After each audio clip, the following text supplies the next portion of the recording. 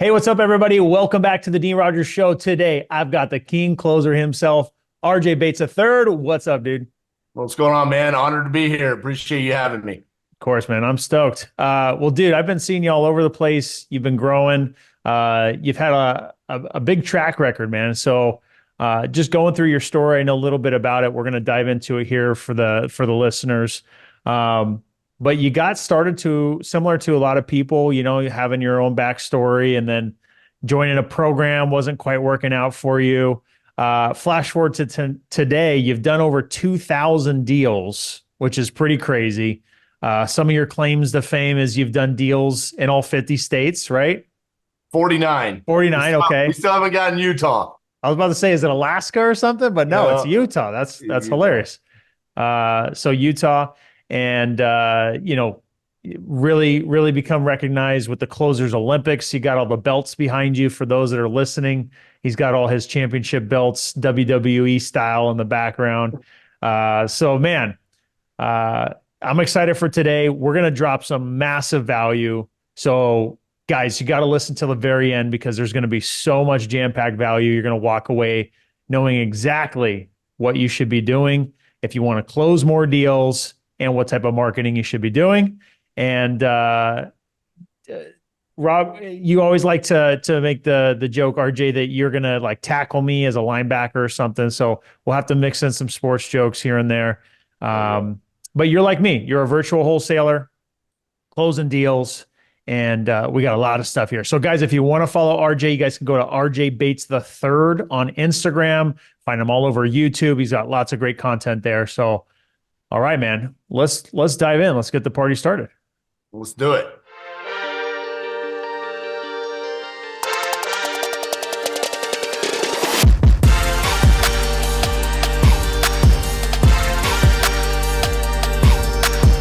Well, let's start out with just kind of talking about how you did get started. Let's bring people kind of up to speed with that, and then we'll start getting into the good stuff.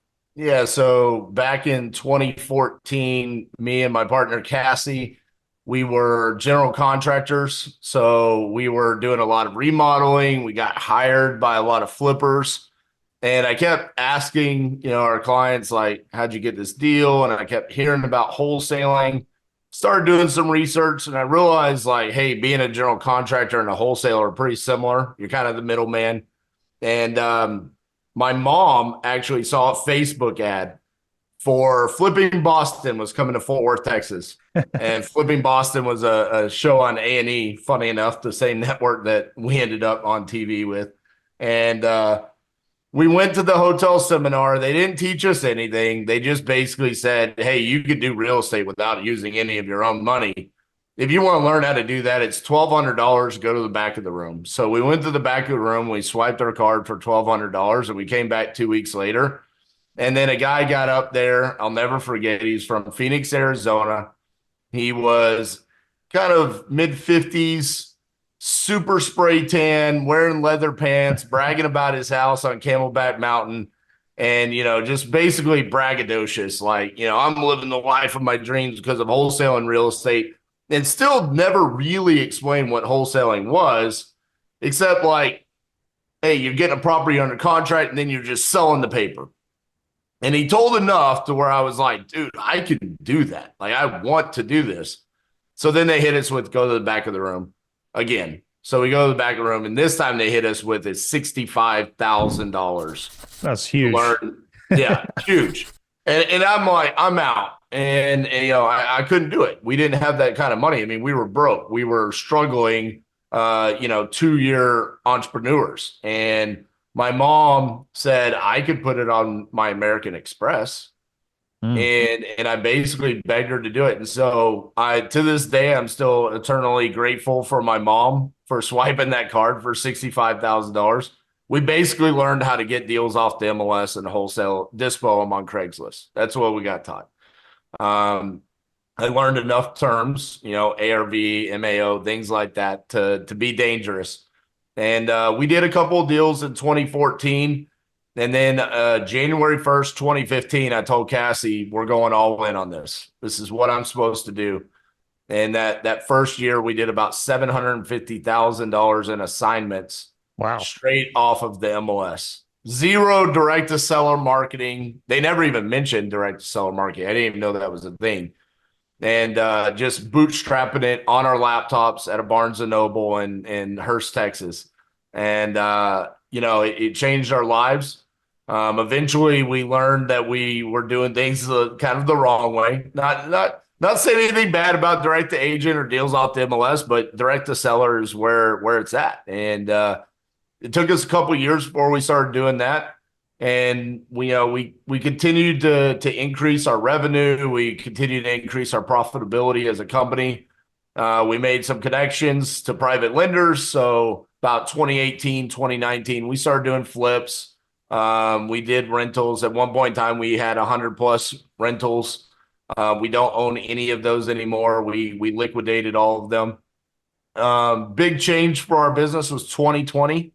When COVID hit, we really adopted the open door style of closing. The whole business plan, which is virtually closing the deal. We don't go to belly appointments. We don't go see the house until we have it under contract. And that's where now the claim to fame of, I'm the king closer really came about was, hey, closing deals over the phone.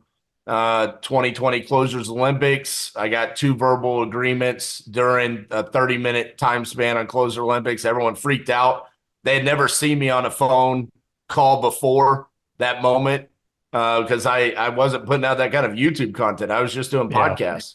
And then, of course, 2021 Closers Olympics, 2022 Wholesaling Live Challenge, 2023 Closers Olympics. And that's where the King Closer nickname came from. I didn't give it to myself. It's just on the belts. Whoever would have won the belts would have gotten that nickname. But that's kind of been our journey, man. And we really went nationwide back in that 2020. So that's where we are today. Full on nationwide virtual wholesaler, only closing deals over the phone. Yeah. Well, dude, I know, with your story similar to mine, like you've been through different evolutions of the way you run your business. Tell me about what it's like when you started doing the assignments the first year. That's pretty crazy to do that kind of volume in the first year. Probably never seen that kind of money before. Probably didn't even know what to do with it because it's a lot of money especially when you don't have it. But naturally, you went from doing that to then getting into flips. You probably had the belief I can make more money. Like, why would I not make more money?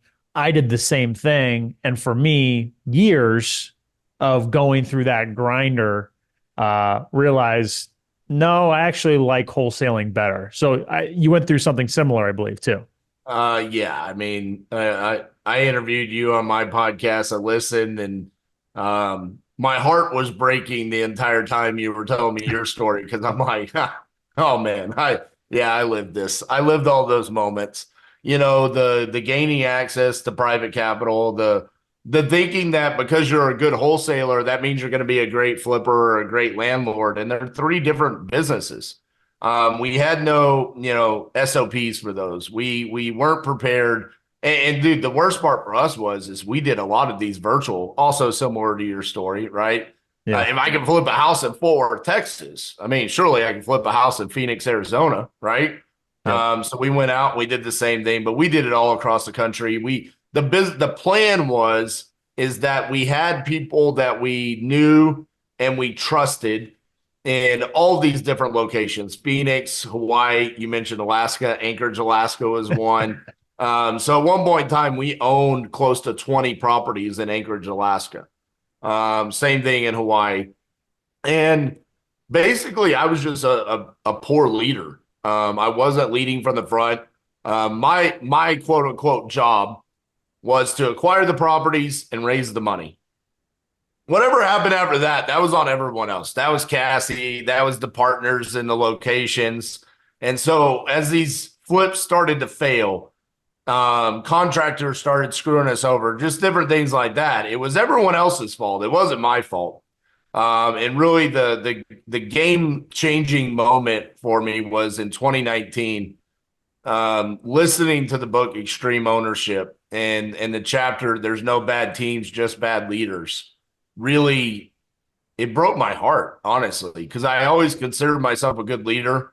I didn't play in the NFL, but I was a first team all state linebacker in high school. I was student body president of high school. I immediately coming out of high school, I was a manager at a restaurant. I mean, I've always been a leader anywhere I've been, and then realizing that I was the problem. I was not a good leader. Just because you are the leader doesn't mean you're a good one.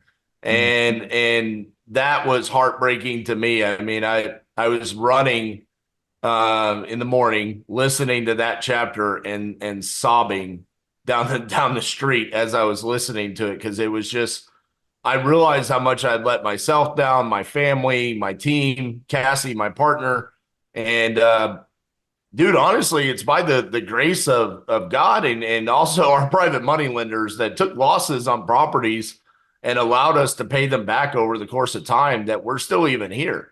I mean, it was so bad that I literally tried to bankrupt our company. I didn't realize it at the time, but it was that bad. So yes, I've learned those hard lessons just like you, and that's why I have this little hedgehog behind me all the time. I preach having the hedgehog concept, just like Jim Collins talks about in Good to Great, where it's, hey, what is your business? What is your core concept? Now it is, we are a nationwide virtual wholesaler. It's easy for me to say no when someone comes along and says, hey, RJ, do you want to flip this house? No, I don't. But RJ, you can make $250,000. That's great. You should sell it to someone else. Dean Rogers will take it, or someone else. It ain't gonna be me. Not me either. Right. So it's easy for me to say no a lot more now. And as we talk more in this interview, you'll hear that is a core component of our success nowadays, is the ability to say no. Yeah.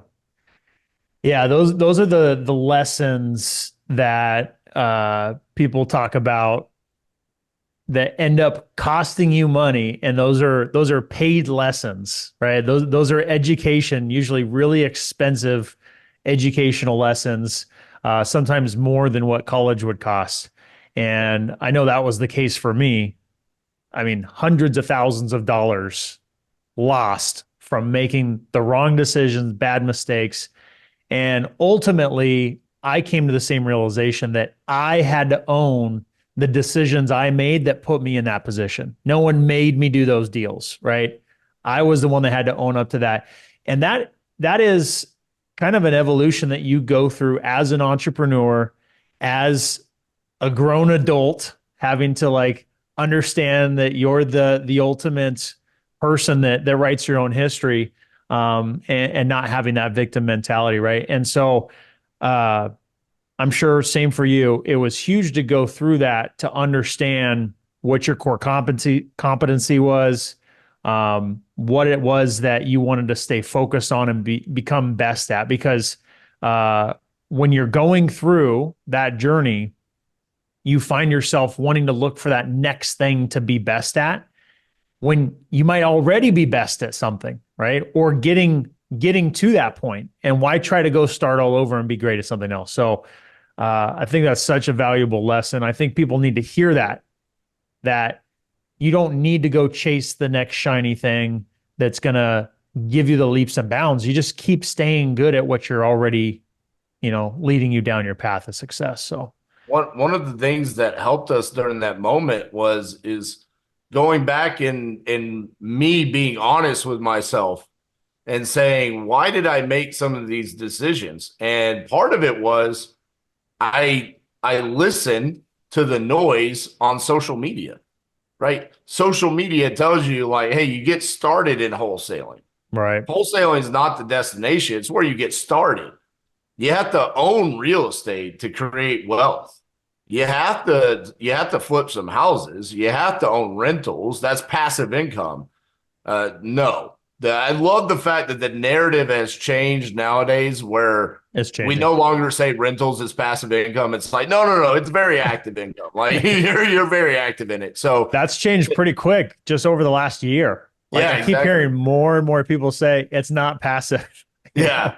So the big takeaway of this topic should be like, hey, ignore some of the noise out there. If it's not, like you said, what is your core competency? Are you prepared to still run a wholesaling business? And is that wholesaling business prepared for your absence so you can go create a flipping business or a landlord business or whatever it is?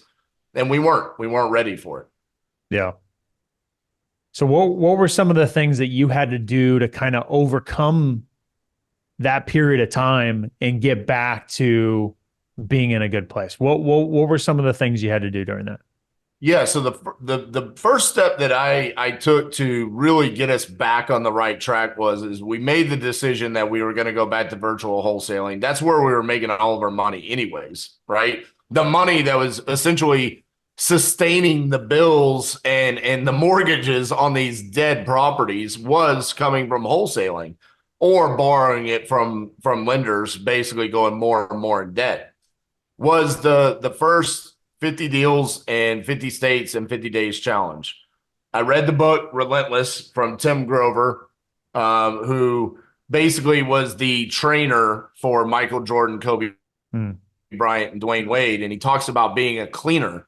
And I realized, like, I am by all definitions a cleaner. And a cleaner, if you haven't read the book, is essentially, hey, you need a game-winning shot in the fourth quarter. A cleaner's the guy in the timeout huddle that says, "Give me the damn ball and get out of my way. I'm going to go win the game." And that's who I am. I understand that about myself. And I came up with the idea while listening to the book on Audible. I went to Cassie and I said, I want to do this 50-day challenge in 50 states in 50 days.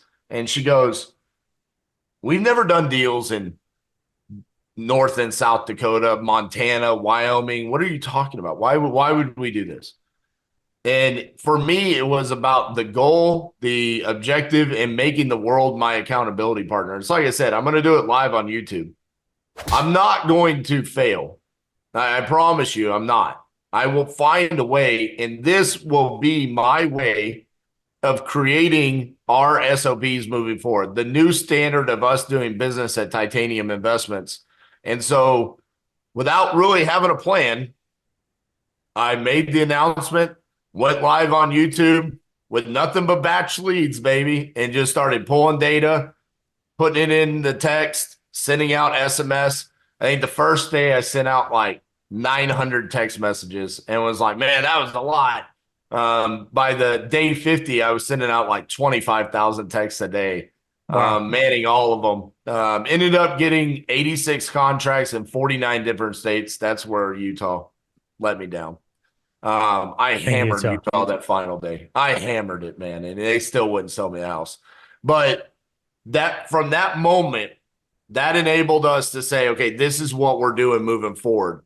And so from there, we were able to start hiring new people, bring them in, say, replicate what RJ just did. Do this. Use these text templates. Use these quick replies. This is how we underwrite. These are the systems that we're using, and that changed our business. So that was mid 2020, right in the middle of COVID. And then at the end of 2020, beginning of 2021, got the new office where we are today, started building the team, and things really, really changed from there. And that kind of just enabled us to survive, right? Deciding this is going to be our hedge on concept, and this is how we're going to do business moving forward. Yeah, I just wanted to highlight that almost every single person that I know is successful, and you probably already know what I'm going to say. Like they got into the entrepreneur space. They either started out doing well or not, but at some point they got the living crap kicked out of them. Like just face down in the dirt and rubbed into it and kicked around a little bit. And I know it happened to me several times, pretty much damn near everybody. And when you go through those moments and you come out of them, you just realize that nothing can frickin' stop you. Nothing, right? Now, that's not to say that you still can't have days where you're feeling down, you're having doubts, you're not feeling at your highest energy or whatever. Like you're a human, you're going to have these emotional ups and downs.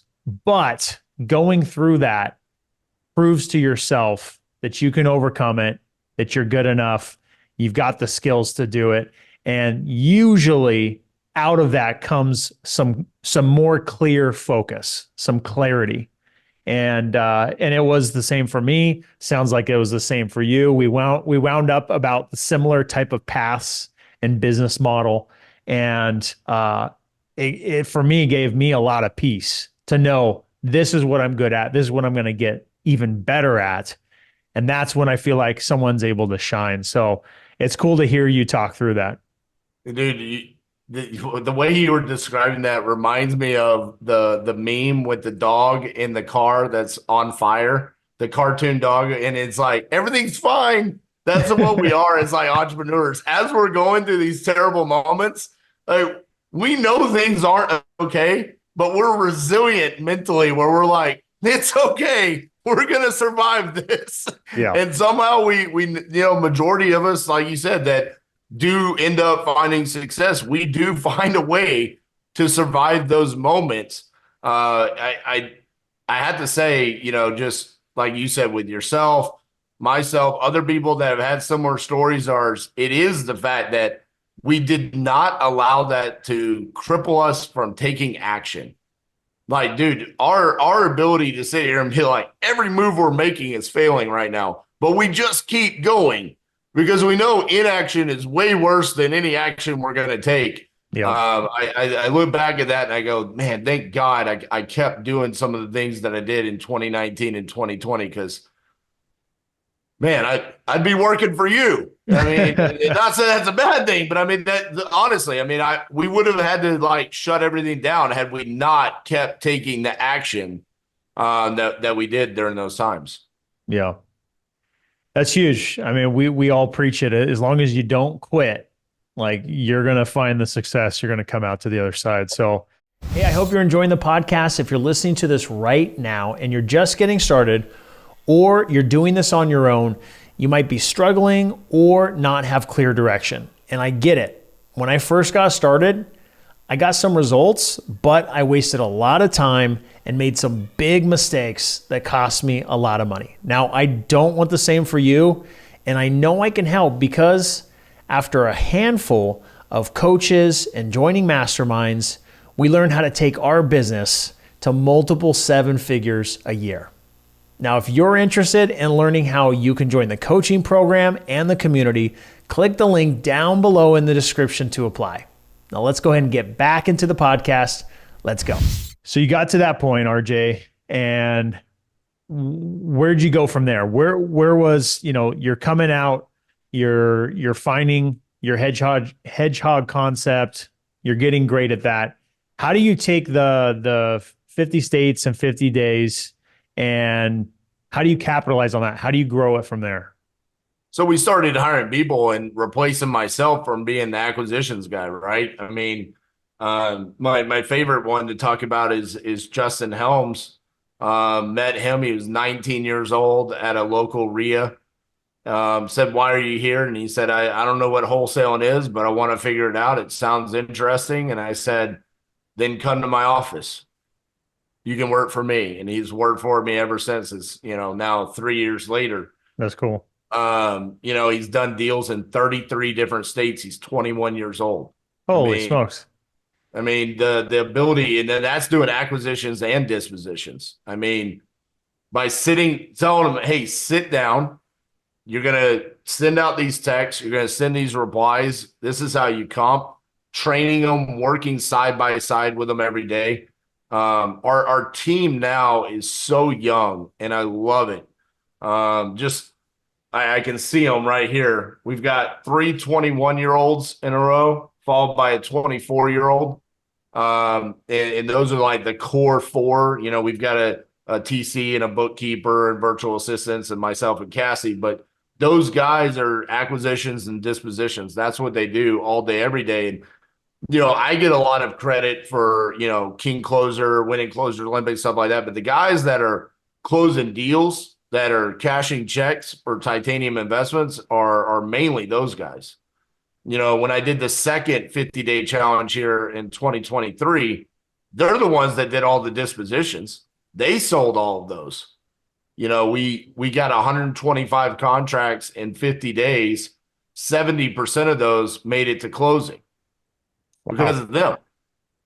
They sold all of those. I only sold one.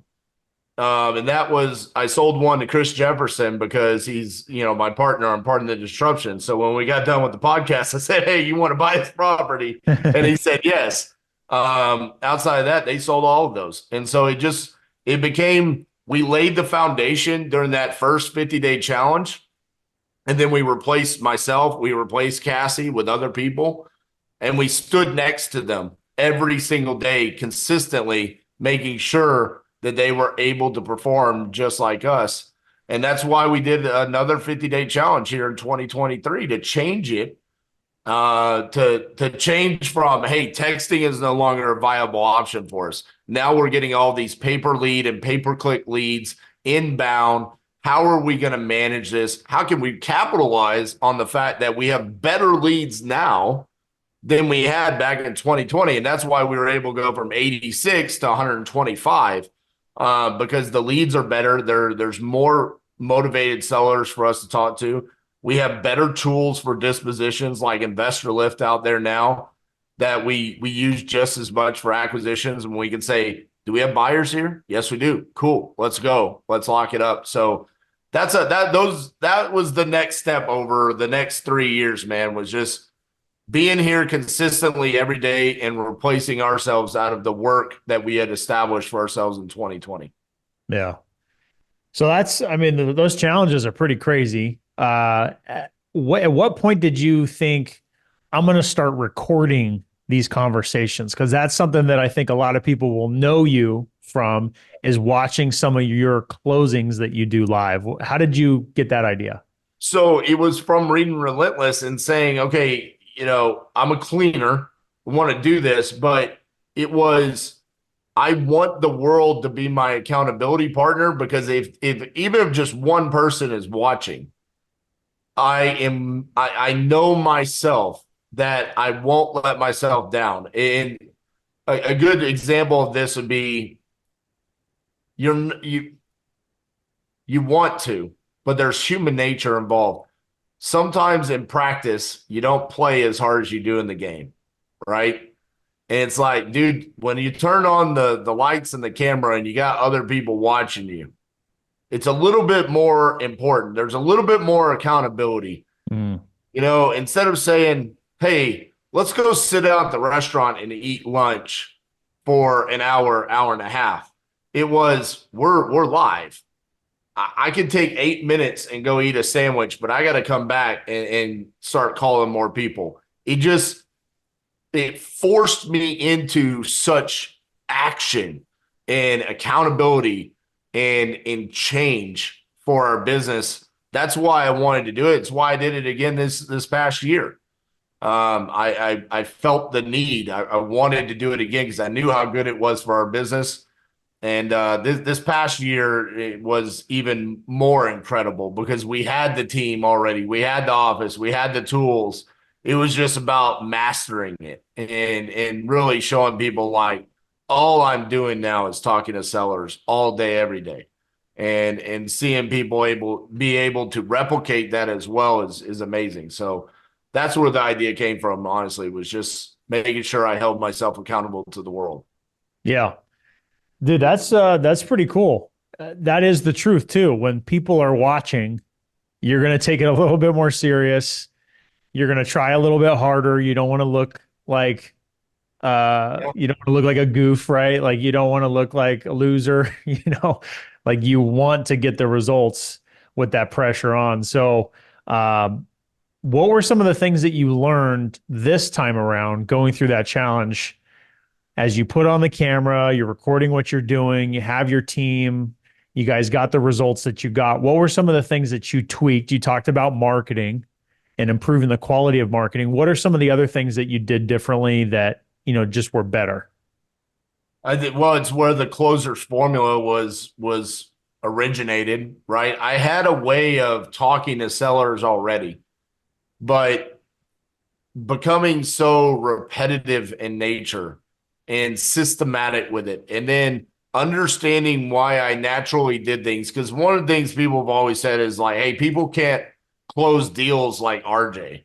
That's RJ. That's what he does. Some people say I'm aggressive or brash or this or that. I mean, it's a load of crap. I mean, dude, I had calls that lasted 2 hours. I had some that lasted 5 minutes, closings, right? I dealt with a wife that lost her husband to a mass shooting. I dealt with a Wow. brother that lost his brother to a murder. I dealt with foreclosures, inheritance, all kinds of different things. And what I learned was is that no matter the scenario, maybe some of the tone, maybe some of the words that I used were different. There was more empathy at different points of times, but there was still a formula to it. And I didn't come up with that until Cassie, my partner, she goes, RJ, it's a formula. It's not a script. It's the way that you do things and it works. And so that was a huge thing for us. And then also a huge takeaway for me for 2023 is man, in 2020, on day one and day 50, I looked like I ran a presidential campaign. Like I aged so much in those 50 days because of the texting and like getting my teeth kicked in and people Texting is tough, man. screaming and yelling at me and cussing me out and all these different things, right? In 2023, I looked more fresh on day 50 than I did on day one because I was so energized. It was like, dude, I'm just talking to motivated sellers all day long. This is amazing. So Yep. I learned the power of having inbound leads in comparison to outbound for sure. So big takeaways there is just, coming up with the formula and really understanding, hey, this is a refined part of our SOPs now here at Titanium. That's huge. That's the perfect segue. So I want to get really into the meat and potatoes. I want to peel back the onion and Yeah. just drop super massive game and value for the listeners right now. So let's talk about this closers formula. Let's unpack it. What is it? How does it work? Let's go. Yeah. So first thing I want to make sure everyone understands, this works no matter the lead source. Some people think that because a lot of my deals came from like inbound leads, that it only works. And no, this works on cold calling. This works on direct mail. It works on everything. Okay. You might have to change a few words. Okay. Just to like verify that you know where they're coming from. But outside that, it works. So step number one is super easy. Like, right. I'm always reaching out to them in this scenario. If you need to change it because they called you back, it's fine. But verify that they want to close. That's step number one, or sell right out of the gates. Hey, are you still looking to sell 123 Main Street? I laugh about this because I've had the opportunity to watch so many people close deals either in competitions or they come on my YouTube channel, and it's like they'll be talking for like 6 minutes and they haven't asked them if they have a property they want to sell. And I'm like, dude, I literally have closings. I have a YouTube video coming out tomorrow where the closing lasted 5 minutes and 33 seconds. And I'm like, you're 6 minutes in and you haven't even asked them if they want to sell. Like, what are we doing right now? So step number one, verify they want to sell. Step number two is how much do they want for the property? Right out of the gates, we ask them the asking price. The drastic difference from everyone else out there. I think it's vitally important that we do it early on before the seller gets uber confident in themselves and comfortable in the conversation. More often than not, they are going to give you a number. Okay. If they don't give you a number, you have two paths. You can either say, do you want to call me back when you do have an asking price? I thought you wanted to sell. So if you don't even know how much you want for it, maybe you're not ready to sell yet. Hardcore pull away, right? Yeah, yeah. Now that's uber aggressive. Most people, they don't want to burn the lead, right? So if you don't, just move on to step three. We'll come back to price later on. Step three is open-ended questions. So in this case, it's going to be my line is, how much do you want for that property? 100,000. Awesome. Tell me a little bit about what you got going on. Super open-ended. So if Dean, if I called you right now, let's say I called, 2018 Dean that has a vacant flip that he knows he's screwed on and you want to sell. And I said, hey, you want to sell? And you said you want 300,000. If I said, tell me a little bit about what you got going on, how are you going to answer that? Well, based on what you told me, I'm going to tell you, well, I got this flip going on. I just got these problems. I want to get out of it. I want to get as much as I can. I might say something like that, right? Yeah. So what did you just tell me? You told me your pain and your motivation. Yeah. I now know where to steer the conversation because of your answer. And what's going to happen here is you have to determine during this question if this seller is motivated enough to sell you. The two most important things that we're looking for out of the seller is motivation and price. So what we do is during this third step, we are placing the seller in one of the four buckets. The four buckets are the price is wrong and there's no motivation. This is where we pull away and we run away, right? They want full retail because they're having a baby and they need an extra bedroom and their house is in immaculate condition.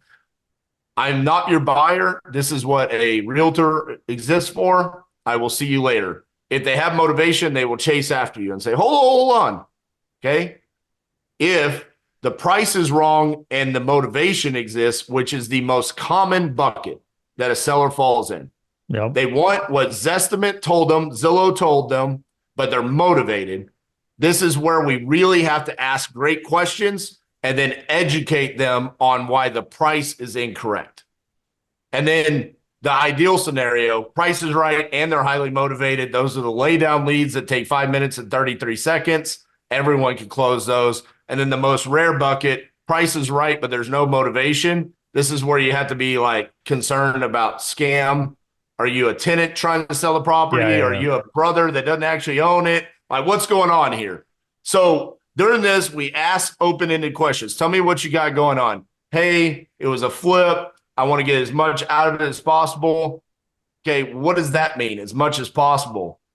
What do you mean it went wrong? Find out what that means. The analogy I normally like to use here is when you ask that first open-ended question, they're going to tell you about 4 minutes of information. We need to ask enough follow-up questions to get about 10 minutes of information. You got to be good enough of a player in the game to figure out how to ask enough open-ended questions based off of what they're saying to get 10 minutes of information. Because if you do that, you're pretty much going to understand if this is the seller you need to help or not. And then at that point in time, if they haven't given you a price, you can revisit price. So, Dean, you said like you got to flip. You want to get as much out of it as possible. Don't you just have a number that you need? At this point in time, like you probably have like felt a connection there, investor. And then you're thinking, dude, this guy might be serious. And yeah, I do have a number. Like if you just gave me 300,000, it pays all my lenders back and I'm good. I don't lose any money, right? This is where we revisit price. We have a number already out of them and it's a good deal, right? Then we're proceeding with what I refer to as reverse rapport. I like to build rapport at the end when I know it's the right person to talk to. And the way that we build rapport is through credibility. So I'm going to explain how our process works. I'm going to say, all right, if we can come up with an agreement on price today, Dean, what I'm going to do is I'm going to send over a contract to you. Once you sign that, we come out, we do an inspection. We verify that the condition is exactly what you told me it was today. If it is, then we're good to close. If it's not, I'm going to come back to you and I'm going to say, hey, Dean, I know you said 300, but the property wasn't in the condition that we thought it was. We got to be at 275. You can either take it or you can leave it. And then we move forward, whichever path you decide. That's our process.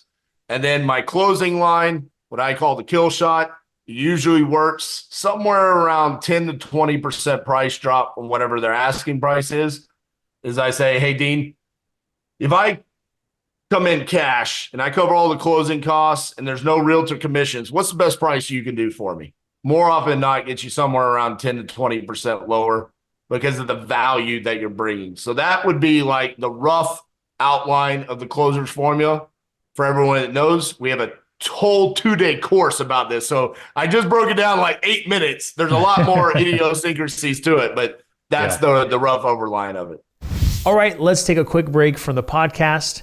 If you're a real estate investor that's just getting started or struggling to find that next deal, I have just the thing that's going to help you get the breakthrough and the results you've been looking for. I have a free training that I want to share with you that shows you how to find deals, negotiate deals, and get paid. All you have to do is go over to deanrogers.com/training to gain access to this free training. Now let's get back to the podcast. Let's go. I think one of the fundamental differences, which, obviously you can have success in different ways. Mine is almost flipped on its head, the way I do things. For me, I like to go in, I like to understand the situation, the problem. And then you said you don't like to ask price at the end because you don't want them to get too confident. I like to ask price at the end because I've understood and gathered all their problems. And then I like re-emphasize that those are problems, that the condition of the house is poor, all these different things to really set it in and then be like, well, how much do you want based on all this? Here's Now, the big difference on that. yeah, let's hear it. And another part of the reason why I do it differently, because I don't want to be on the phone for 20 to 30 minutes to then find out that they want way more than I'm ever going to be. Yeah. So it's, how much do you want? I want full market. Tell me what you got going on. I find out motivation, and then I'm going to go right back to price. Okay, but it sounds like, you need to sell this property, but you're asking full retail. So your tests are, you can either discount the property and sell to someone like me, or you're going to need to hire a realtor like today to sell this for the price that you want. And so for me, it's about the efficiency, right? Maybe that hurts me a little bit on profit on the deal, but it increases the amount of volume that we're able to do. So like case in point, our average assignment fee is just south of 15,000. I think it's like 14,700 or something like that. Your assignment fees are probably larger. Now, part of that is you do deals in like California and Arizona and places like that, right? I do California, but the misconception for where I do my stuff is in Central California. People are like, well, it's California. Central California, the median price point that we focus on is $350K and below. So to make $100,000 net wholesale deal on a property is pretty darn hard to do. Yeah. But we've done it, and it's because we've gotten a deal for 100 and sold it for 200, and then they fixed it up and sold it for 350, so it's possible. But to give you an idea, Dean, the difference, I get what you're talking about because you're comparing yourself to the rest of California, right? Yeah. The majority of our deals in like the Midwest and Sunbelt, we're messing around with ARVs of sub 200. Yeah. So even that is like plays a role in it. But to my point is I want to be more efficient on the phone so we can do more volume. Yeah. That's kind of the part of the reason why we've changed the asking the price up front. Yeah, no, there's it makes total sense. Now, did you always do it that way? Did you always ask for price up front? Or is that something you just evolved with, your 50 deals in 50 days, kind of like I need to get straight to the point? Or how did you get there? It is funny because there was a period in time where it was like, it wasn't intentional. It was like sometimes I would just do it. Yeah. And then it worked. And then it was like, I'm going to do that more. And then it was like, okay, this is how we do it. I don't remember. There wasn't like a moment where it was like I came out and said, this is what we do. The second question out of our mouths is, it was just like it became part of every single call. But no, it hasn't always been that way. I think probably since about mid 2021 is where that really became like almost every single call. That was the second question. I was curious because one of my closers will do that from time to time too. And it's funny when I listen to those calls because it almost seems like he's just not really trying. And he's just like, all right, I mean, how much do you want for the property? Like he'll just come right out the gate and ask it. And sometimes it works, dude. And they're like some big shots, So that's the thing. Okay, I'm glad you brought that up. You shouldn't be trying. You're the buyer. Yeah. They're the seller. Yeah, talk about that. You want them to chase you and sell you the property. So to your point, your guy is probably he probably watched some of my videos. Not to lie about it. I mean, because it's that's the point. Hey, you reached out to me, or hey, do you still have a property that you want to sell? Yes. Okay, so right there, when they say yes, they have given you the permission to then approach it as sell me. Okay, what's your asking price? $100,000. Okay, well, what's going on with it? And people will ask me like, well, what do you mean by that question? And my response to that will be, I don't know anything about the property besides some vague information on the internet. I mean, I will say the words, sell me on it. Like, why should I give you $100,000? I mean, I don't know anything. And the example that I've always used is in this scenario is like, if you go into the store and they're selling a product, I always like to use toothpaste. I don't know why. There's a price associated with it, right? And then in this scenario where we're talking about we're the buyer, I want them to explain why I should give them $100,000. And if you approach every call as Dean, would you say $500,000 liquid cash in a bank account is a lot of money to most people? Definitely, for sure. It's a lot of money, right?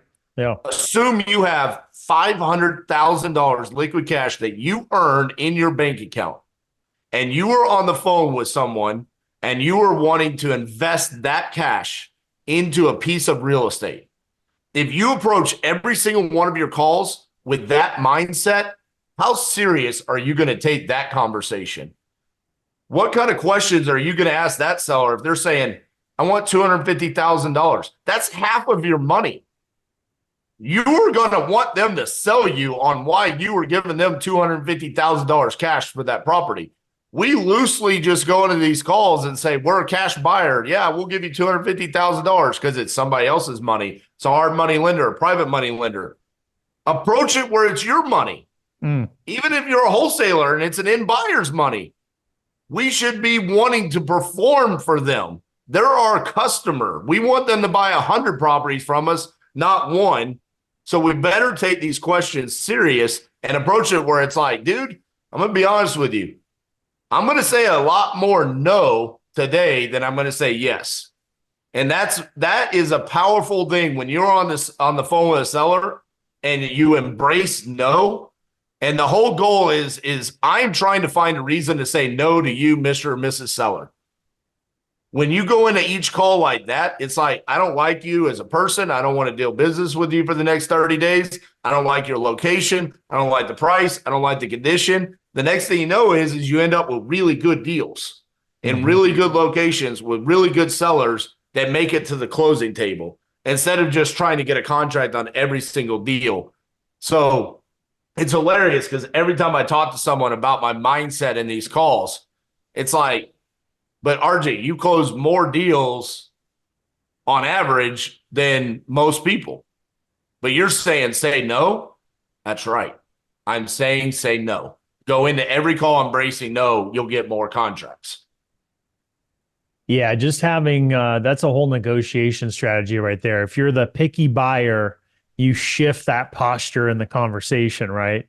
If you're not saying like, this is one of the things that I hear a lot of newer people, including some of my students, and I tell them, stop it. Just don't do this. Don't ask for permission. You know, one of the things that just like makes my skin crawl is when I hear somebody say, may I ask you about, the condition of the house?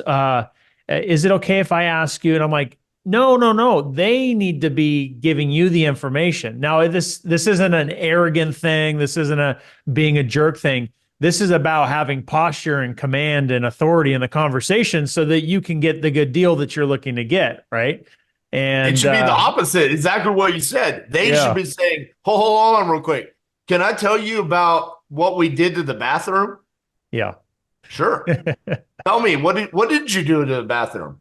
But yeah, you should have. And on that note, another one of my favorites is now a bad time or is now a good time? Tell me what your thoughts are on that, because I hear a lot of people that are educating they start out the conversation saying how important it is to ask, is now still a good time? Because if it's not, then you're going to be, swimming upstream, and it's important to kind of diffuse the situation up front. Tell me what your I thoughts only on that. I only want answers to the questions that I need answers to.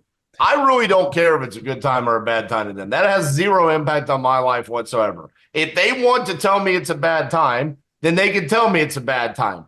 If it's a great time for them, I really don't care. That's great. We were going to continue down the path anyways of having a conversation because I'm not going to ask you. So Yeah. why does this? It does not move the needle for me buying or selling a house whatsoever. So I just want to know, do you want to sell? Yes. What's your price? What's going on with the house in your situation? I need to hear your pain and your motivation. And then what's the actual best price you can do for me? I need those answers. And once I understand that, everything else is irrelevant to me. So no, I don't think you should ask it. I think it's a wasted question. And I've seen it time and time again where what could potentially be a deal, they start off the call with, hey, did I catch you a bad time? And the tired landlord, my favorite seller to deal with, why? Because our personalities align, goes, no, it's not a good time. You did catch me at a bad time. Now what do? You just screwed yourself. Why'd you do that? Whereas I call that guy and I'm like, hey, you still looking to sell that property? You just entered it on my website. And he's like, yeah. Awesome. How much you want? 75K. What you got going on? It's a rental property. They're paying $1,000 a month. Is it in good condition? Yeah. What can it be worth if it was all fixed up? 150. All right. Sounds good. What's your email? You're still asking them if it's a good time. I closed the damn deal. So it's like I hate that question more than anything. I don't like any questions that are irrelevant to us closing the deal unless it's the personality that you're dealing with. But you should find that out on step 3. Step 1, step 2, they always happen. Step 3, then you find out the person's pain, their motivation, and their personality to where you can kind of mirror it, right? I'm not going to do this to the 85-year-old lady that's selling her house that she's lived in forever and her husband just died. We got to slow things way down, have a lot of empathy and listen and stuff like that. But is it a good time or bad time? No. Terrible question.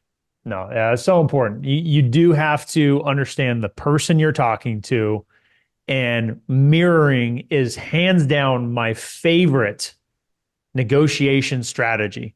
If you can mirror the other person, what their personality is, the way they like to talk, their conversation mannerisms, right? All those different type of things, then they're going to feel much more comfortable to open up. Doesn't necessarily mean that their price, they're motivated or that the price is right, but it allows that conversation to build more rapport. You want to know one of the best ways to learn how to do that? Let's hear it. Host a podcast. That's true. Host a podcast. I mean, dude, you've been doing it. How many episodes have you had so far? I'm in the mid hundreds. Yeah, I'm now in the mid 300s. That's 300 different personalities.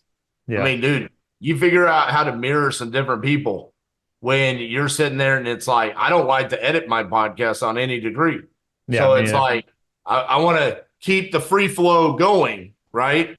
And as they're talking, it's like, I don't know if they're going to give me a question to follow up with, or if they're about to just cap it and then we got to pivot the conversation. It's the same thing talking to a seller. You could ask the seller a question and you think they're going to give you a lot of information.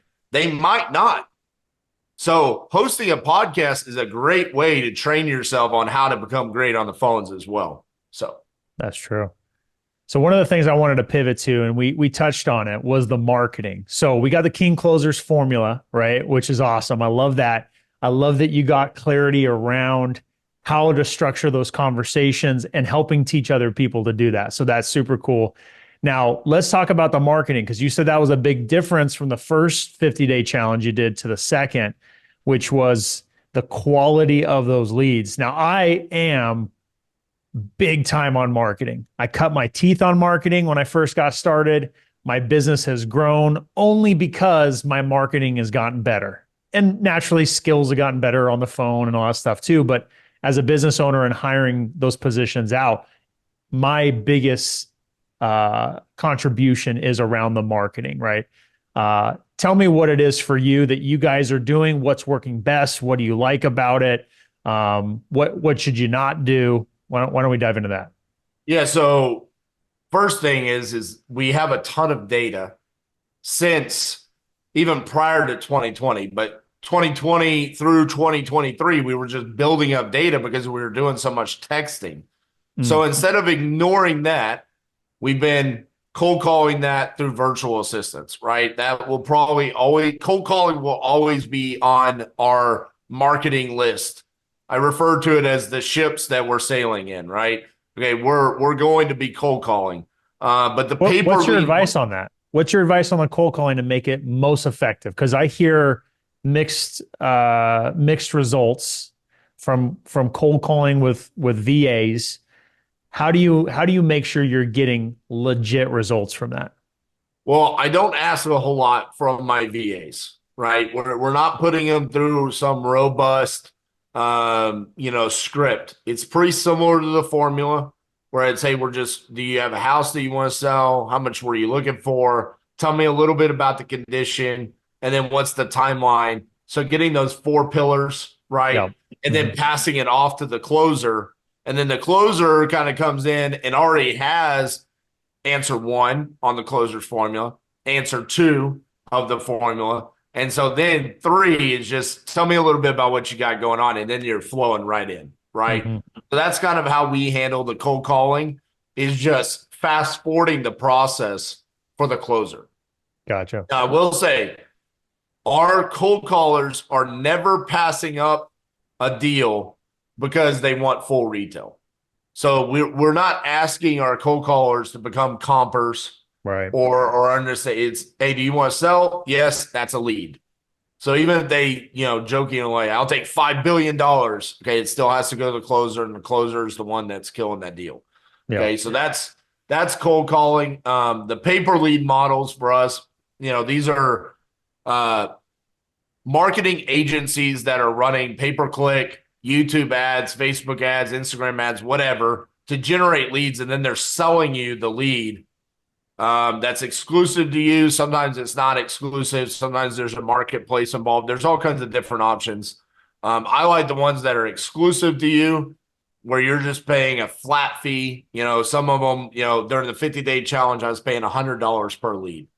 I was closing one out of every seven. So that obviously works. I Yeah. mean, $700 to a contract is That's crazy. incredible. Yeah. I mean, it's incredible.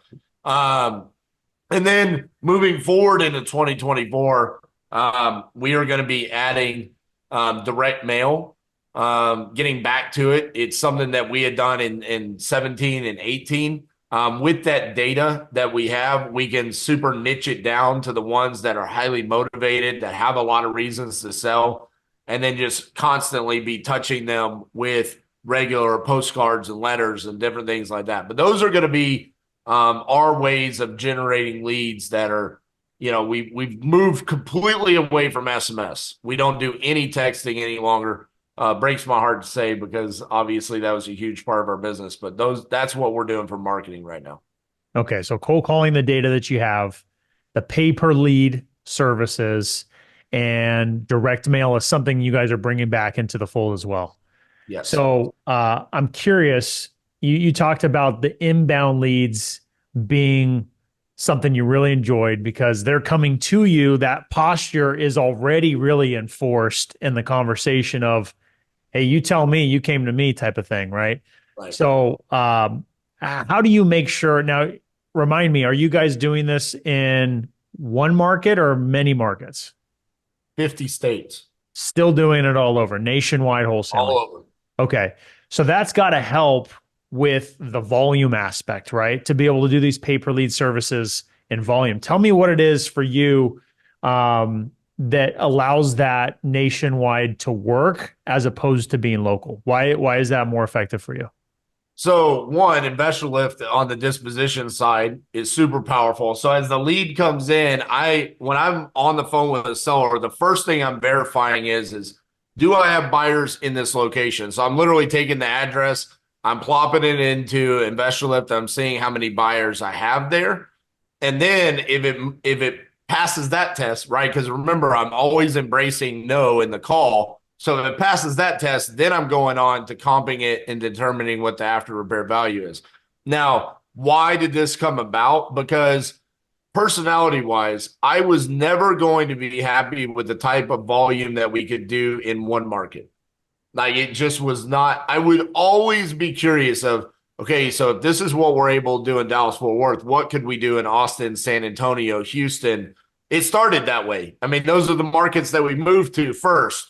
And then it was like, well, if we could do this in San Antonio, why can't we do this in Phoenix? Like Right. that's the land of the gurus. I mean, everyone out there that's halfway breathing can do a wholesale deal in Phoenix. Let's go get one ourselves.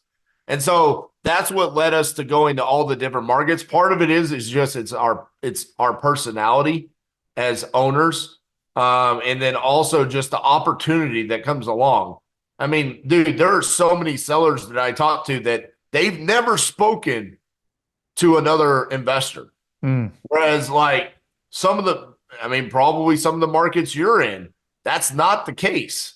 Like you are competing against other wholesalers, other investors. That's pretty rare for us, honestly. And yeah. that's such a great change of pace from 2014 to 2020. I mean, we were in markets where we were heavily competing on a daily basis. Now it's like, dude, you're willing to buy my house in the middle of nowhere, Central Florida? That's amazing. Whereas that's not necessarily the case, when you're on the phone with someone here in Dallas, Texas. They're Right. like, Right. yeah, I've talked to 10 of you guys already today. What makes you special? So Right. that's part of the reason why. Yeah, I love that. I've heard that. I've heard that as well in terms of dealing with the more rural type of areas, less populated. You could put yourself in the position where, like, you're the guy, Yeah. and brings a lot more power to the conversation. Absolutely. And listen, when we talk about all 50 states, it's not like I'm talking to Montana, Wyoming, Idaho sellers every single day. I mean, the Yeah. vast majority of these are going to be coming on outskirts of major cities in the most populated states in the country. That's where the majority of our deals are coming in. Yeah, Mm, I mean, I think we got a deal in Casper, Wyoming today. But that's that might be like one of 3 or 4 Wyoming deals we do in all of this year. right. So it's not common, but it is all 50 states. Yeah. That's awesome. Well, dude, it's been super fun to go through all this stuff with you. Went through the King Closers formula, different marketing strategies, your story, of course. Lots of good value, lots of good nuggets for the listeners. Guys, remember, you guys can go find out all of the social media handles, RJ Bates the third on YouTube, Instagram. Find them on Facebook too. Any last words you want to leave for the listeners? Yeah, I think just first and foremost, determine what your headshot concept is, so you don't follow in mine and Dean's shoes with Right. wasting time and losing money. And when you're on the phone with sellers, just remember to embrace no and posture yourself as the buyer and speak with confidence. I love it, man. Thanks so much for being on. Till next time, guys. Peace.